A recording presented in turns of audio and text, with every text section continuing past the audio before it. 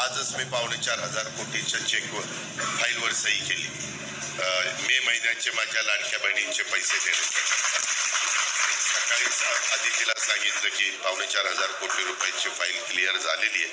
2-3 दिवसात त्यांच्या अकाउंटला माझ्या बहिणींच्या लाडक्या बहिणींच्या ते पैसे त्या बाबतीमध्ये जातील. शेवटी आपल्याला जनतेचं काम करायचंय. 1500 रुपये देऊन त्या ठिकाणी शांत बसायचं नाही, तर आमच्या लाडक्या बहिणींना आम्हाला लखपती निधी बनवायचा आहे, त्यांच्यापर्यंत सक्षमीकरण आम्हाला पोचवायचं आहे.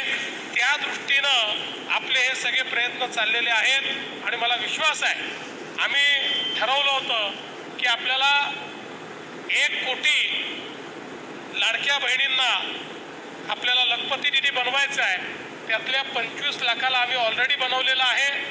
आता या वर्षी अजून 25 लाख बहिणींना आम्ही लखपती निधी बनवणार. लाडक्या बहिणींना आता कर्ज देखील मिळू शकतं.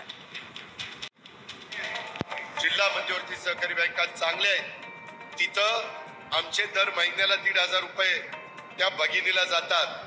त्याच्याऐवजी त्या भगिनीला त्यांनी 30 ते 40 हजार रुपये द्यायचे आणि हप्ता ह्याच्यातनं त्यांचा जाईल.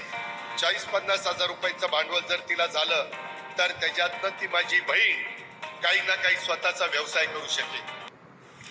तर ज्या कर्जाबाबत अजित पवारांनी माहिती दिलेली आहे, लाडक्या बहिणींना हे कर्ज कसं मिळवता येईल आपण पाहूयात ग्राफिक्सच्या माध्यमातून.